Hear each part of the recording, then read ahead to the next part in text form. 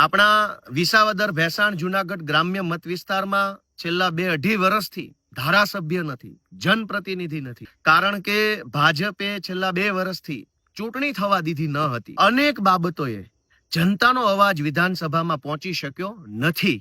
પણ આખરે હવે ચૂંટણી જાહેર થઈ છે. 19 તારીખે મતદાન થવાનું છે, 23 તારીખે એનું પરિણામ આવવાનું છે. ત્યારે હું ફરી એક વખત વિસાવદરના સર્વ સમાજના સર્વ વડીલો, આગેવાનો, યુવાનો, માતાઓ, બહેનો સૌને મારા હૃદયપૂર્વકની શુભેચ્છાઓ પાઠવું છું. દોસ્તો, આ ચૂંટણી એક ઐતિહાસિક ચૂંટણી છે. એક તરફ ભાજપની સત્તા છે, ભાજપના પૈસા, ભાજપની પોલીસ, ભાજપના ગુંડા, ભાજપનો બધો જ પાવર છે. અને એક તરફ સામાન્ય માણસો છે, ખેડૂતો છે, ખેતમજૂરો છે, રત્ન કલાકારો છે, માલધારીઓ છે.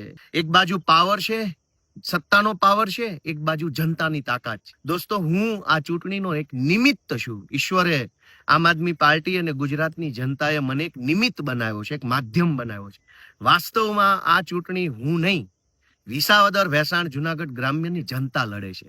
તાનાશાહી સામે, ભ્રષ્ટાચાર સામે, ગુંડાગીર્દી સામે જનતા ચૂંટણી લડે છે.